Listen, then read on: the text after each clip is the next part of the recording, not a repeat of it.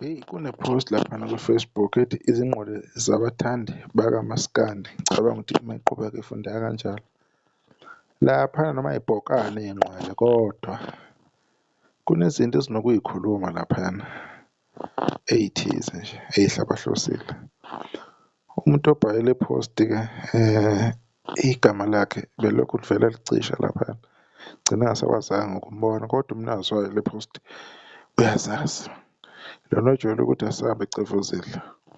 Uthi, eyi, ayikho into eyake yahlukumeza umoya wami njengokubona umfana engimkhonzile ngimbone elutheka. Okwakubuhlungu kakhulu, usefana nomfowethu kimi. Kusho ukuthi sekumele mina kuye ngenze sengathi lobu wrong ayetshelwe bona nami ngiyabubona. At the same time kumele ngimhlasele ngoba phela makuziwa kuKhuzani, ngisho umama ongizalayo mayengathi unenkinga noKhuzani, kungamane ngiphume umuzi wami. Ngiyajabula mase ngibona kunjena, kodwa ngangazi ukuthi kuyogcina kunje ngoba umfana wami uSlow ngiyamazi, ukhaliphile futhi noKhuzani akuyena umuntu obechazwa ama-TV channel. Ungasho nje ukuthi baphelaphi oManqele TV, o-Real 1 TV namanye namanye. Nansi into esiyifunayo thina masizinsizwa. Ungitshelile futhi nawe uSlow ukuthi kulo mcimbi uqashwe ngamandla akho uKhuzani. Ibambeni lapho bafana bakithi, asabe ecefuzile. Isho kanjalo-ke i-post-ke. Umnikazi wayo-ke ngixolisa ukuthi igama lakhe aliveli, maybe liyovela ngokuzayo. Ya, kuyazwakala khona, kodwa-ke into engithinte ngale post ukuthi yena ile ndaba ethi aphelaphi oManqele TV no-Real 1 TV. Lawo ma-TV asasekhona namanje ayaphila, ayasebenza. Ama-TV lawo angavumanga, angasoze avuma ukuthi ayelwa impi yomgundatshane, impi e-open, impi esobala. Lawo ma-TV agqishe le emdletsheni ngokusemthethweni.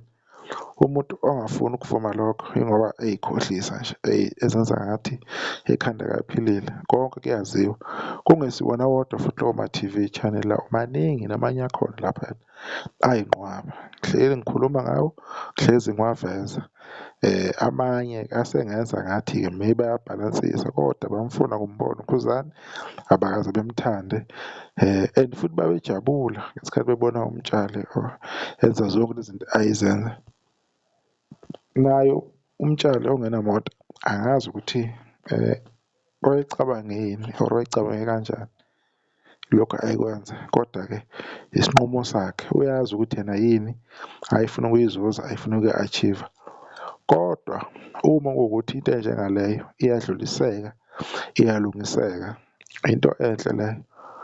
Angeke lokhu sabambelela entweni eseyenzeka yedlula, kodwa ngibuhlungu ukuthi abantu uma sebefuna ukuqhela or sebekhetha elinye isayidi bese befuna ukukhuluma befaka amagama athize, bethela inhlabathi emsebenzini kaKhuzani. Lokhu okungenza ngibone ukuthi uKhuzani, iningi labantu abasondela kuyena nabanye abasasondele noKhuzani, bonke abekho laphana ngoba befisa ukuthi baphilela noKhuzani, yingoba ukubhenefitha. Uma sebeqhela futhi bazomjikela bekhulume kabi ngaye.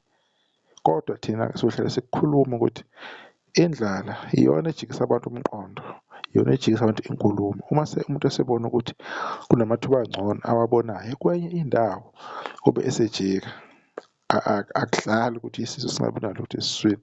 Nawe ukukhuluma uyakushintsha ngoba yini kumele wawudle, iy'ngane zakho zidle.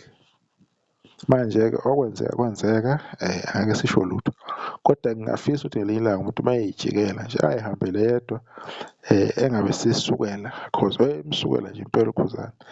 Asazi ukuthi wayengenwe yini, if yena wayesefila ngathi akumele ay'hambele, ayoncenga kahle uphuthu or ipapa lapha efuna ukulincenga khona ngendlela e-right, hhayi ngokuthi manje-ke bese ezogxipha, ngoba leyo nto leyo angeke sikwazi ukuyiyeka thina uma siyibona singabantu ukuthi ubani indlala the way isimbulele ngakhona usencamela ukuthi ayoncenga ayoxokiza ngegama lomunye umculi, okuyiyona nto vele okuphilwa ngayo esikhathini samanje, ukuthi ukuxokiza kuyabasebenzela labo kubasebenzelayo esingaziyo ukuthi kodwa-ke baxokisa isikhathi esibengakanani.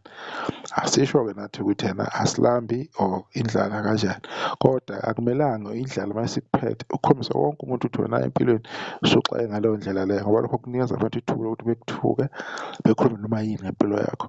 Njengoba usuke uwumuntu kunefemeli onayo, akumnandi igama lakho selidonseka laphana, sekuzwakala ko-YouTube ukuthi wena kusolakala ukuthi wena shuthi ulambile ngoba usuthatha isinqumo esithize, kanti iy'nqumo umuntu uyithatha ngoba asuke azi ukuthi empilweni yakhe yini esuke yenzeka, usuke ebhekephi, yini emenza ukuthi asithathe isinqumo leso sikhathi leso. Kodwa-ke bonke abakade bazama ukuwela mhlawumbe bekade bazama ukuqhuba amagama kakhuzana, ayikho into abake bayithola, azikho izinto abake bayizuza ey'theni, kwaba yilolo hlweza nje lwamasenti abatholayo kuphele khona lapha. Kodwa-ke isifundo sihle sokuthi ufunde empilweni and thina sohlezi sikhuluma sikuveze sikubeka njengoba kunjalo ukuthi cha, lokhu akusiyikho, lokho sekwenzeka akwenzeki ngendlela ekuyiyonayona. Injalo nje indaba, sibuke ngepost lapho siyithathe ku-Facebook ukuthi nathi isiphe ukudla kwengqondo, size sicabanga ukuthi kunezinto ey'nje ezake zenzeka, kodwa-ke ukuphelelana kuhle ukubuyisana kuhle ilokho esifuna ukukubona endimeni ukuthi abantu baphilisane ukuze umculo uzoqhubeka ukhule uye phambili. U-Slow nethalente eyisimangaliso akadingi ukuthi akhulume izinto ezi-wrong, ithalente lakhe liyaziwa liyamkhulumela, ubu-M_C bukuye, into azalwa nayo, akekho ongadawutha ithalente lakhe. Kumele ithalente lakho uvumele ukuthi likusebenzele likufake ey'ndaweni lapho ongakholwa ukuthi lokufakela khona, noma ngabe usu-under pressure ubona ukuthi impilo iyakucindezela ngendlela thize, kodwa ithalente lakho one day liyokuvulela iminyango obungayitsheli ukuthi iyovuleka. Impilo nje injalo, yenza kahle sesiyodwa nakuzayo. Ngiyabonga.